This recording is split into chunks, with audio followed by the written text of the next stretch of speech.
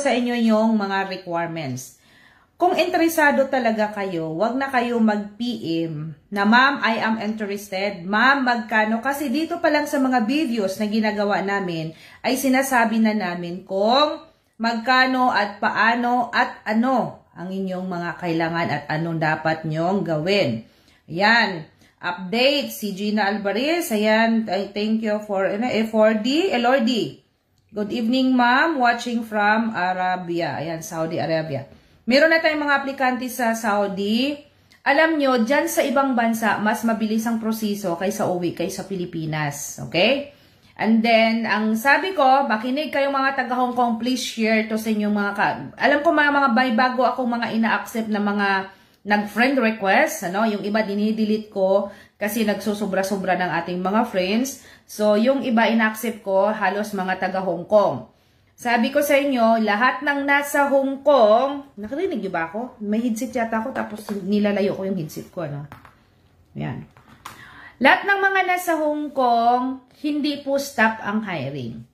Hold application muna. Kung meron kayong kung naka-ready na kayo, hold muna. Huwag muna nyong i-apply, huwag muna nyong i-process. At least, may marinig tayo na may visahan na sa Hong Kong. Kapag wala pa, lalo na yung mga nauuna ko dyan, kapag wala pang visa yon at hindi pa nagkaroon ng visa at wala pang mga visa appointment, tambay lang muna kayo. Kasi ang advice ng Poland Agency, kung gusto niyo mag-apply sa Pilipinas kayo mag-process. Pero medyo complicated ang Pilipinas dahil medyo mas mahal kapag nasa Pilipinas. Ang pinakamahirap na proseso din sa Pilipinas ay ang pagkuha ng UEC. Pero kung cross-country, from Hong Kong to Poland, mas mabilis ang proseso dahil hindi na kailangan ng OEC. Pero ang pinakamahirap sa Hong Kong ay ang pagkuha ng slot for visa appointment. Kaya sana naintindihan nyo lahat ng taga Hong Kong, mag-save na lang kayo muna ng pera. Kapag sinasabi kong open na for, open na for Hong Kong, kasi ako talaga, kinausap ko ng agency, sabi ko, kamusta naman yung mga aplikante ko sa Hong Kong? Ano na po yung mga balita nila? At meron bang possibility na mabibisahan sila?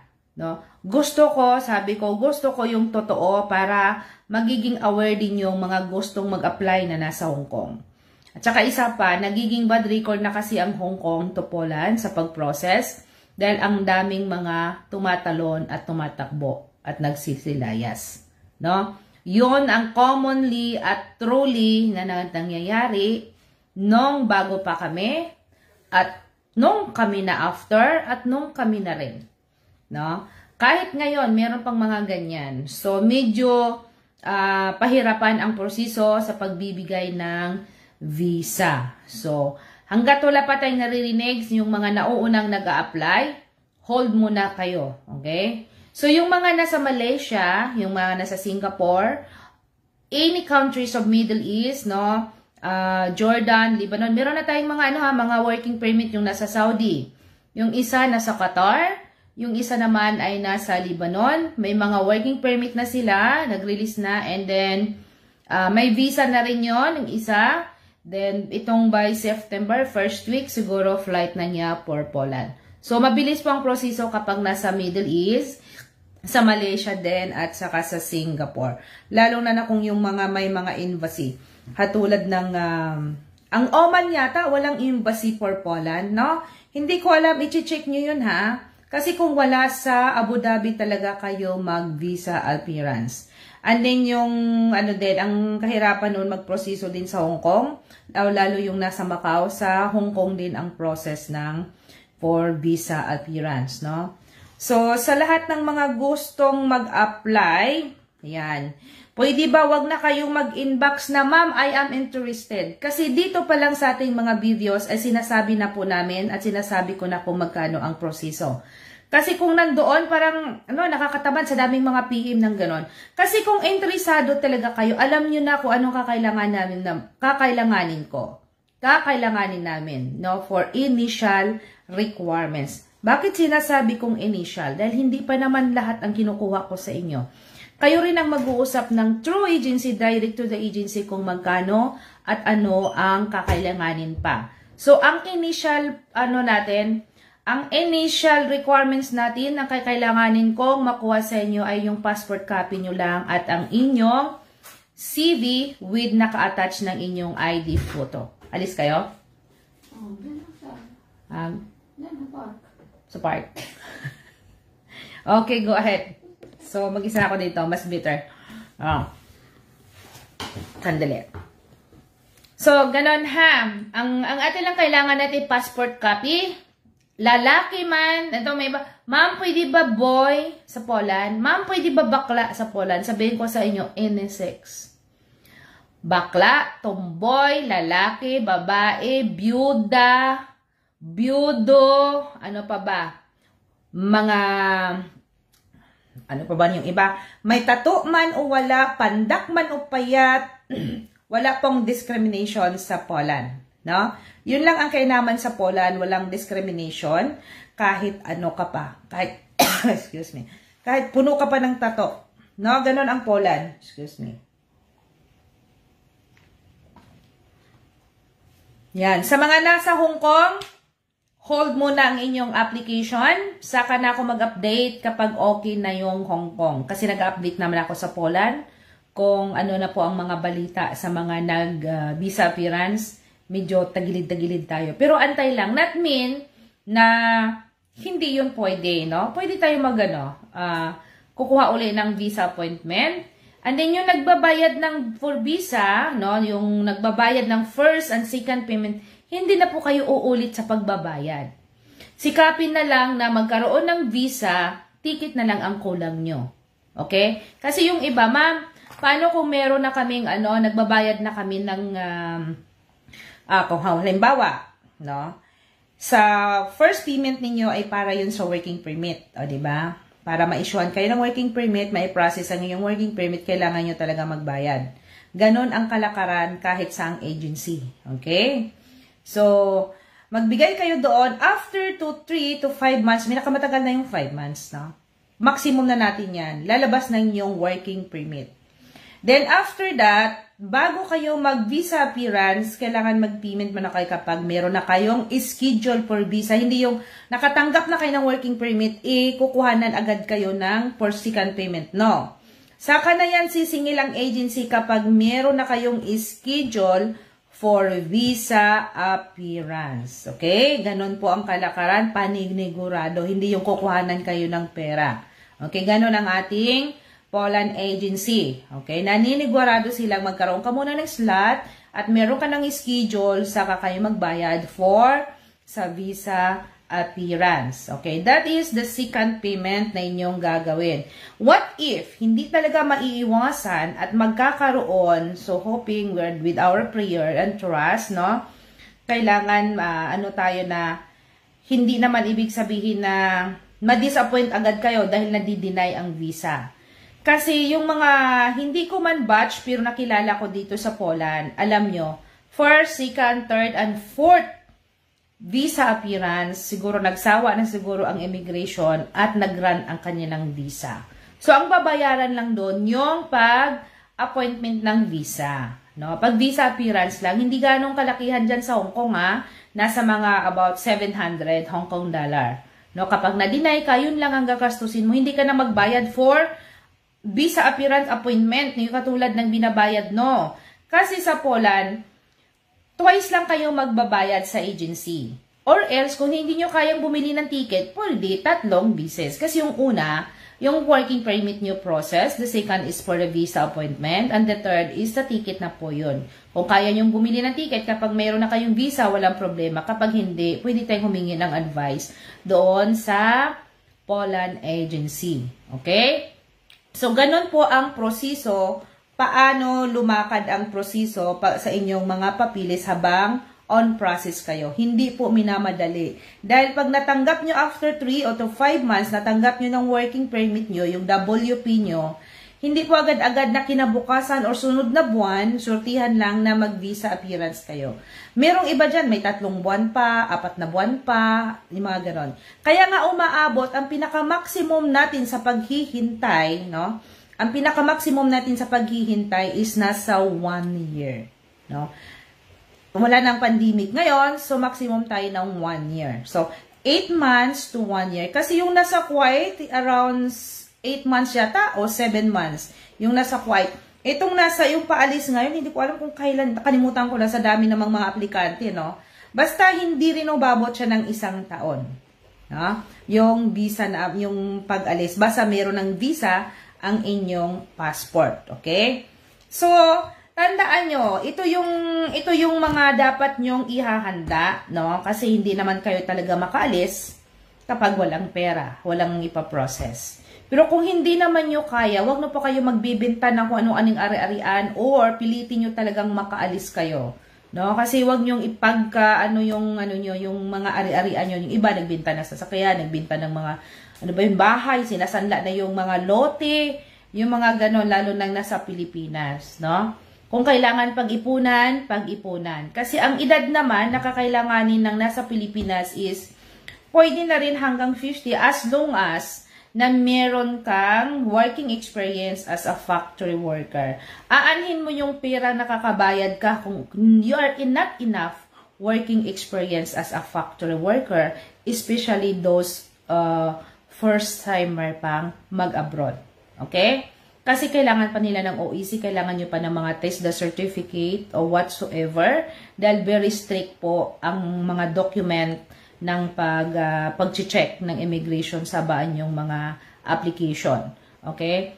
So, kailangan talaga na meron kayong mga experience. So, sa mga first-timer, pwede hanggang 50 as long as first-timer at saka ex-abroad. As long as you have enough work experience as a factory experience in the Philippines. And then, yung mga ex-abroad naman, yung mga nasa ibang bansa, ma'am, paano wala naman kaming experience na factory worker? No worry, no? Kahit wala kayong experience na factory workers, as long as nasa bansa kayo, sa ibang bansa kayo, at mag-cross to Poland kayo, wala pong problema yon, no? Hindi po yun questionable. Mas mabilis ang proseso. Kaya nga ang Pilipinas lang ang pinakamatagal. And then, kailangan nasa Pilipinas ka in previous year, hindi yung pinakamatagal nagtambay ka. Kasi kung minsan nawawala na yung mga OEC nyo. No? Kasi yung may ma'am, nag-abroad ako pero sinicheck ko sa POA, hindi ko na makita yung OEC ko. So, kailangan natin yung maraming mga gusto, no? Marami yung iba, nakaka-afford siya, yung mother niya, so, nandito sa part ng Europe, no? Bata pa siya at kaya afford niya ang proseso papuntang Poland. Hindi po tinatanggap ng ating agency sa Poland kahit may pera kayo kung hindi naman kayo kwalipikado sa mga trabaho sa Poland, no? Ang alam nyo lang diyan is palagay natin hindi talaga kayo naka-experience ng factory workers sa Pilipinas. Ako naka-experience ako sa Pakbite ba 'yun, paggawaan ng styro, no? Naka-experience ako diyan sa Pilipinas. Kahit anong factory, sa mga food process, katulad ng mga chicken, can, mga sardinas, as long as factory, mananahi, kahit ano, basta factory. Kung meron kayong mga ganong mga experience, kahit nasa mga, mga paggawaan ng mga sardinas, maraming mga factory, no, sa Pilipinas. Kasi yun ang hinahanap dahil hinahanapan talaga kayo ng Certificate of Employment. Yung sinasabi nilang COE. No? Yun talaga ay kailangan for supporting documents sa inyong visa appearance. Dahil pag kulang at hindi sila satisfied, no? At hindi sila satisfied sa inyong mga dokumento, i-deny talaga kayo. Kailangan madiskarte kayo, magtanong-tanong kayo, kaibigan ninyo kung sinong yung nasa Poland. Hindi naman pwede na isusubo namin sa inyo. Dapat aplikante ka, madiskarte ka, researchful ka, para alam mo kung ano pang dapat kakailanganin.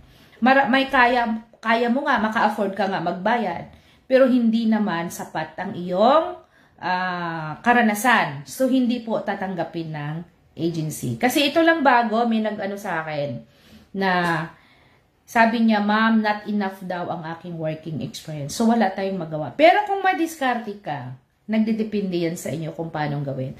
Dahil maraming mga first-timer na nakakarating sa Poland from Philippines, na wala naman talagang experience, pero madiskarte sila. Okay? Yung iba dyan, nagtitesda, kahit ano ba yung mga meat process sa TESDA, pwede nyo pasukan yan. Or else, pwede naman mga madali, magtrabaho ka sa factory. O, di ba? At least makakuha kayo ng certificate.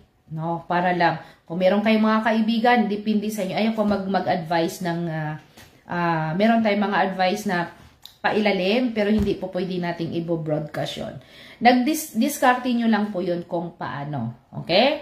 So, yun ang kailangan natin, no? Resume at saka passport copy. Yun ang ipasa nyo sa inbox ko or sa aking WhatsApp. Either nila Magenta at Ligaya. Okay? Hindi yung mag-ano ka pa doon, ma'am, interesado ko ano po yung kailangan. Yun po ang kailangan natin, but prepare kung kaya nyo mag-provide. Hindi, pag binigyan mo na ng information, ay ma'am, hindi ko kaya. Okay? So, nagsasayang lang ako ng time ang effort, nagre-reply sa inyo, and then hindi nyo pala kaya. Tandaan nyo, kapag nasa Pilipinas ay 350,000 pesos ang inyong ihahanda. Hindi naman yan biglaan na ibibigay kasi ang agency na mismo magsabi sa inyo kung magkano, as long as may hawak ka na 60,000 to 80,000 for the first payment kapag nasa Pilipinas ka. Pero kapag nasa ibang bansa ka, hindi ko alam kung magkano nga abutin dyan ang 1,300 USD kung saan ka man ngayon. Pwede nyo i-check yan sa Google. I-ano nyo lang sa rate kung magkano dyan sa pera nyo. Yun ang halaga estimated na bibigay nyo sa Poland. Pero, ang Poland agency pa rin ang magbibigay sa'yo ng exact amount. O, palagyan natin, hindi malabot ng 1,300. As long as you have to prepare 1,300 US dollar ang ihahanda nyo kapag mag-a-apply kayo for Poland for the first payment para sa inyong WP, no? Process sa inyong working permit. Then, the second payment, no, 1,300 pa rin USD kapag meron na kayong schedule for visa appearance. Okay? Yung the rest, kasi sa ticket na yon, either ang agency tumulong sa iyo sa pagkuha, either kung ikaw marunong kang mag-book ng sarili mong ticket. Okay, ang ticket natin is nasa 1,000 more or less, ha. Kaya nga kayo ang pinapano para makakalis kayo. Kasi yung sinasabing 3,600 estimated yan, lahat-lahat na yan more or less pa more, no? Nagle-less pa siya. Hindi talaga yung aabot dyan. Kaya yun ang pinapa-prepare sa inyo. Kahit nasabihin natin sa PLN o Zloty, hindi umabot ng gano'n ng 1,300. Depende lang ngayon mataas ang dollar. Nagdidepende po yan sa palitan. Kasi merong exact amount ang Poland kapag nakakausap nyo na. So, hala. Kung gustong mag-Poland, prepare ng passport copy and CV. Alam nyo, dahil nandito kayo sa aking account, yung guide natin sa paggawa ng CV ay nandito nakapin sa aking wall. I-check nyo dyan, i-copy-paste nyo yan. Yan yung pipilapan nyo kapag gumawa kayo ng sarili nyong CV. Ang mga guide sa paggawa ng CV nasa Google. Kung hindi nyo alam gumawa, magpagawa tayo, i-copy-paste nyo na lang yan. And then, ipapagawa natin yan. Okay? Pero may bayad. Siyempre, mag-uutos tayo ng tao. Mayroong bayad pag gumagawa niyan. Pero kung kaya nyong gumawa, wag na kayong magpagawa sa akin dahil may bayad talaga yung taong uutusan ko. Okay? Kahit kayo man magpapagawa kayo sa iba, meron din kayong babayaran. Diba? Wala nang libre ngayon. Ano? So, ano din yan? Time and effort din ang nagagamit yan sa pagpagawa ng mga CV. Okay? Then, the final information yan, kapag i-forward ko na kayo sa Poland Agency, kayo na po ang mag-uusap about kung kailan kayo magbabayad, saan ka magbabayad, at kanino kang magbabayad. No? Direct to Poland Agency. Wala po kami, ako, or sino sa aking mga kasamahan, sina Magenta at Ligaya, hindi po kayo sa amin magbibigay. Okay? Hindi po kayo sa amin magbibigay. Kasi yung iba, alam mo, may makulit akong nakausap. Sabi niya, you are very overpriced. Sabi ko, kahit ano pang yung sabihin, wala na akong magagawa. Dahil hindi naman galing yan sa akin, galing yan sa taas, galing yan sa Poland ang information na ganun talaga ang babayaran nyo. Then makulit siya, nagbibigay siya sa akin ng mga agency, 3 agency yon. Pinasa niya sa akin, bakit dito walang babayaran? Bakit dito ganito? Sabi ko, good! Kung meron kayong alam na agency na wala kayong babayaran, doon na po kayong mag-apply. No, hindi yung ikukumpara. Kasi kami, nagbibigay lang kami ng information kung ano yung nakukuha ko sa agency, yun din ang ibibigay ko sa inyo. But the full information, ang agency na pong magbibigay sa inyo kung magkano, saan, at kanino nyo ipapadala yung payment nyo. No? Kapag nag-apply kayo sa Poland. Hindi po sa akin. Hindi ako dumatanggap at hindi ako kumukuha sa inyo kahit magkano. Dahil kapag okay na yung requirements nyo, kayo na mag-uusap doon. No, hindi na ako. Kumbaga, nagiging tulay lang ako para makonect ko kayo sa Poland. No? Basta may yung mga interesado. Kasi yung iba, ma'am, gusto ko makausap, pero pagdating later on, hindi sila interesado. Para bang nanggugulo. No? Kaya nga, bago kayo mag-apply, isipin nyo, kaya ko ba? Ready na ba ako? Ganon. Hindi yung lahat ng mga nakikinig, lahat ng nakikita dyan sa kung may ipopost. Kaya di ba hindi ako ganong nagpo-post? Ito lang yung mga panibago dahil medyo meron ako mga konting oras nagpo-post ako. Kasi hindi na kami makapost doon sa page kasi medyo na-suspended. Ewan ko kung anong nangyari doon kay Magenta. So dito na lang ako sa aking Facebook magsurang-surang, no? So hindi ako makapag-post gaano before. So ngayon ibinalik ko na meron na tayong mga working permit, no? Meron ng mga visa, and then meron na ring mga nag-payment, no, for sa kanilang WP. Yung iba naman naghihintay, yung iba naman nagkaroon ng working permit, hindi rin sinasabi sa akin, at yung agency rin busy, hindi rin sinasabi sa akin. Kung sino lang yung bumalik sa akin na nagsabi, thank you very much, no, na still nakipag-connect pa rin kayo sa akin, although na idiniritso ko na kayo sa Poland agency. Okay? Maulan. Maulan ngayon. Nandyan ba yung mga payong? Hindi, kukuha ko basura. Nagtapong ka. So, ganun yun kabayan ha. Kasi kung hindi nyo talaga kaya, huwag nyo nang pilitin ng inyong sarili. No? Kasi kapag meron tayong mga posts ito may visa na, ito may working permit. Ma'am, I am interested. Lahat naman kayo talaga, naintindihan ko, interesado talaga kayo. But you have to prepare yourself kung talagang decidido na ba talaga kayo. Meron na ba talaga kayo kami mapagkuhanan ng financial kapag nag-uumpisa na kayo sa pag-apply. Dahil sad to know na kapag nagbayad na kayo, wala na pong refundable yun. Kahit pang maglupasay kayo dyan, yung perang ibinayad nyo doon, ay hindi na po yun maibabalik. Whatever reason na gagawin nyo. No? Whatever reason, hindi na talaga maibabalik yan. That careful sa pag-a-apply. Dapat be sure na talagang decidido na, not only interesado kayo, but decidido na kayo na meron kayong mapagkuhanan. Dahil once na kayo ay umatras, hindi nyo na po makukuha. Sayang lang po yung halaga. Mas maganda pa, iano nyo na lang, itayo nyo lang sa bahay niyan or magninegosyo kayo. Okay? Lalo na yung nasa Pilipinas.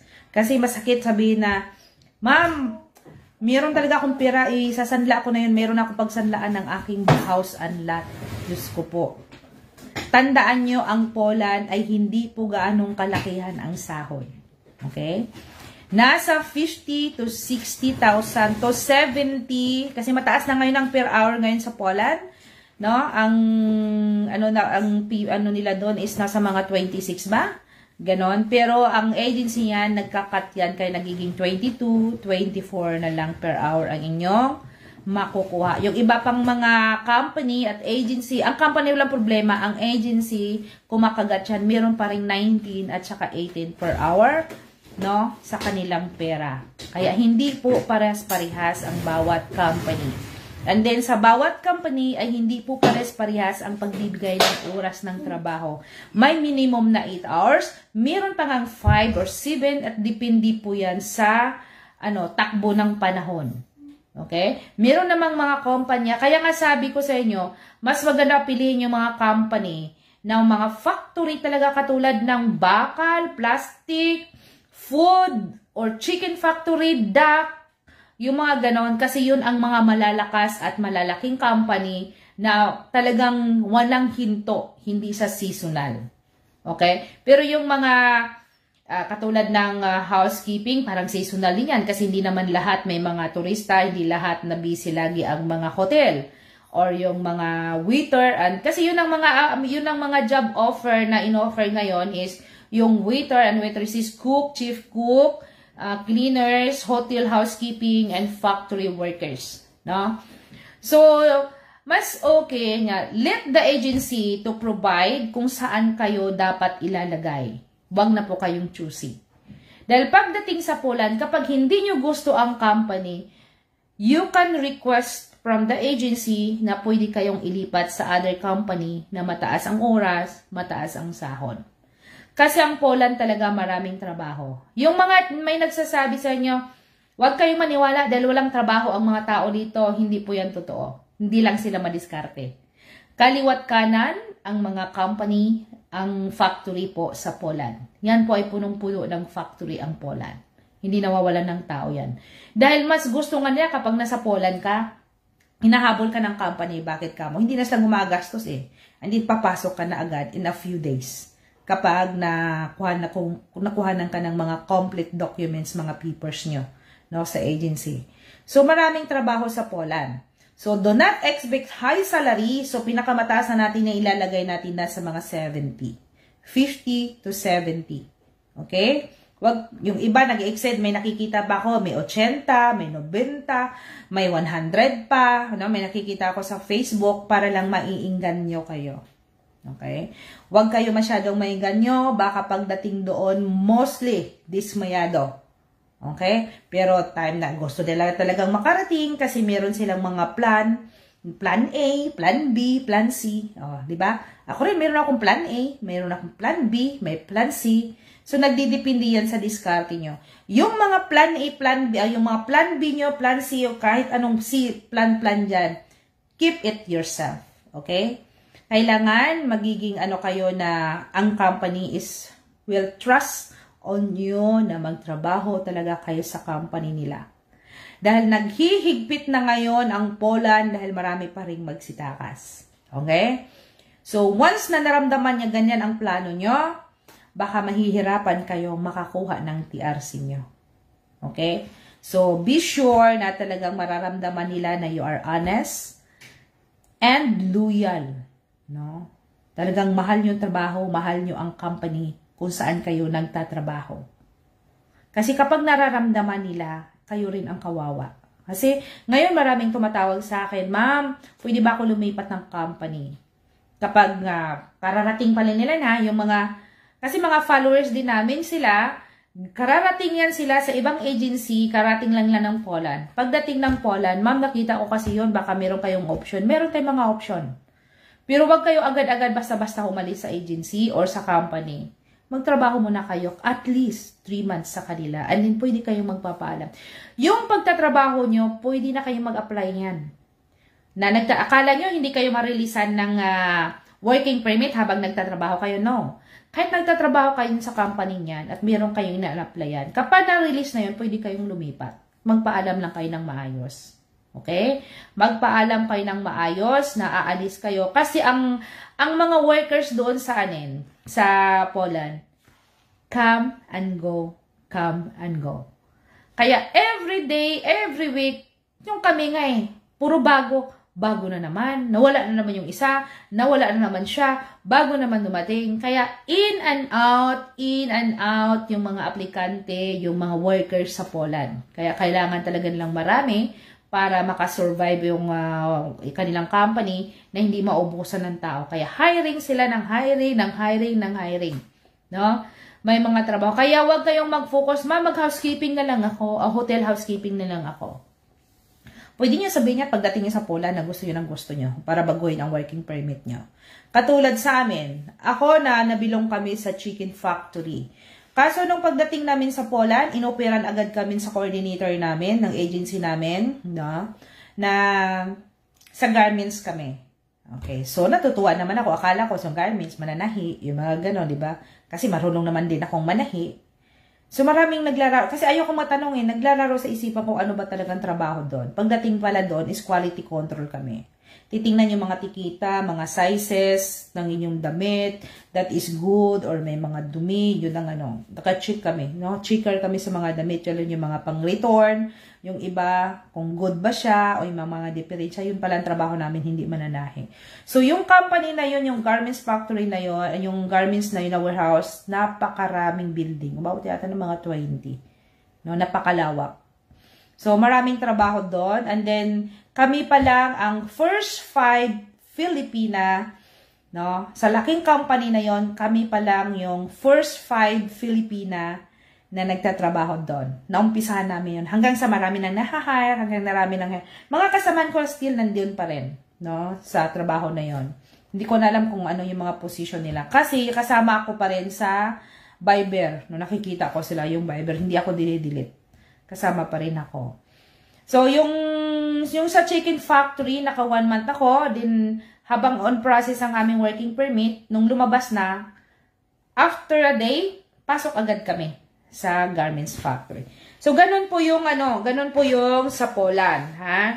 So, siguraduhin nyo muna ang inyong sarili kung talaga bang kaya. Okay? Lalo na nasa Pilipinas. Yung mga taga-Hong Kong, no? Eh, lahat naman tayo may mga cellphone. Ma'am, magkano ba yung 1.3 sa Hong Kong dollar? Paki-google na lang po. Paano sa Riyadh? Paano sa dirhams? Paki-google na lang kasi estimated lang po yan. More or less pa, ang inyong mababayaran. Yan ay pinahanda lang kayo sa ganyang halaga para sa oras ng pagbibigay nyo is meron kayong sapat na hawak na pera. Okay? Yung mga takot, yung mga nagdududa, yung mga nag-hesitate, yung mga nag-double mind, yung mga ganon, wag mo na kayong mag-apply. Kasi ayoko pagdating ng oras, kami or ako ang yung sisihin na ganon pala ang mga nangyayari sa agency. Dito, lakasan ng loob, buong loob. Okay? Dahil hindi natin alam, may mga agency din, hindi ko kayo tinatakot, nagdepende yan sa inyo kung talagang malakas ang kalooban nyo at hindi kayo mahilig makinig sa mga sabi-sabi. Sabi kasi ni sabi kasi ni Ani, ganon. Kasi ako, ma'am, napakamahal ang hinihingi mo. Hindi po tama yun. Hindi po ako nanghihingi ng pera. Yun ay nagbibigay lang po ako ng information from the agency, pinababa ko para malalaman nyo. Kung hindi nyo kaya, wag na po kayo mag-inbox. Nasabihin, ma'am, scammer ka. No? May mga ganon. Ma'am, talagang mangluloko ka. Kung naramdaman yung mangluloko kami, yung ganon, much better, wag na po kayong mag-apply. Wag na po kayong mag-PM. Dahil hindi po ako nandito sa Facebook or nagpo-post na kung ano-ano para